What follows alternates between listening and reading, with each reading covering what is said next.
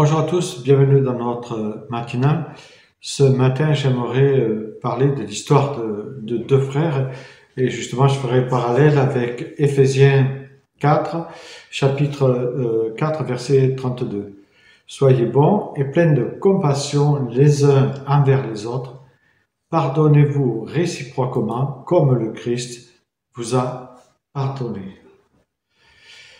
Voilà, cette histoire de deux frères qui semblaient s'aimer beaucoup et vivaient en fait en parfaite harmonie dans leur ferme.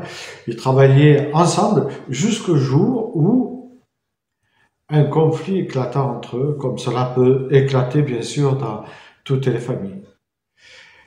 Ce qui est extraordinaire, c'est qu'il y a eu un malheureux malentendu. Vous savez, malentendu, c'est les divergences d'interprétation entre personnes qui croyaient se comprendre et être compris.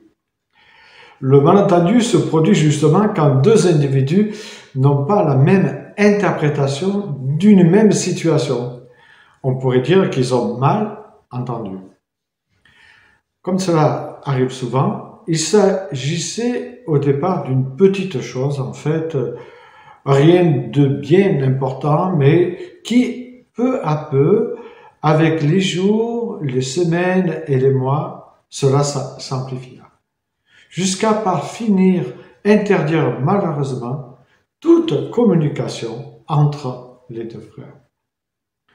Je crois que chacun de nous avons pu vivre, nous pouvons vivre un malentendu avec une personne qui nous est très proche. Dans cette histoire, fort heureusement, un matin, un homme qui cherchait du travail frappa à la porte de Louis, le frère aîné. Louis l'accueillit et lui dit « Oui, bien sûr qu'il y a du travail ici. Et moi, j'ai un travail spécifique pour toi. Regarde. Tu vois de l'autre côté du ruisseau, eh bien là-bas de l'autre côté de ce ruisseau vit mon frère. Et il y a quelques semaines, il m'a gravement offensé et nos rapports se sont complètement brisés. Je vais lui montrer que je peux me venger. J'aimerais que tu construises avec ces pierres un grand mur car je ne peux plus voir sa tête ni entendre parler de lui. » L'homme répondit « Oui. Je crois que je comprends votre situation. » Alors Louis partit tranquille en voyage comme il avait l'habitude en cette période et laissa l'homme à son travail en toute confiance. Lorsque quelques jours plus tard, Louis revint, l'homme avait fini sa construction. Louis regarda son travail et fut surpris pour ne pas dire totalement bouleversé. Au lieu d'un mur immense, comme il avait demandé, l'homme avait construit un pont. Précisément, à ce moment, le frère de Louis sortit de la maison et courut vers lui en s'exclamant « Louis, tu es vraiment un homme formidable. Construire un pont après ce que je t'ai fait, je suis fier de toi. » Pendant que les deux frères fêtaient leur réconciliation, l'homme ramassa ses outils pour partir et Louis lui dit « Non mais attends !»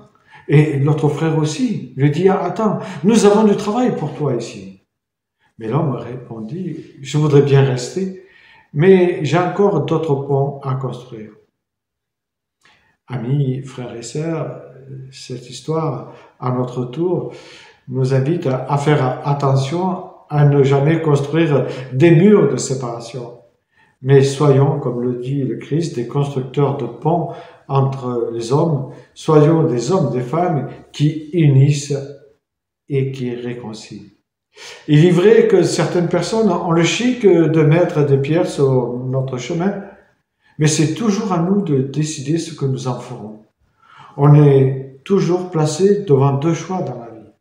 Construire un pont pour se réconcilier ou construire un mur. Mais n'oubliez pas, en tant qu'enfant de Dieu, il t'invite à faire le bon choix afin d'être un bon témoin de sa grâce et de sa gloire ici-bas. Bonne journée à chacune et chacun.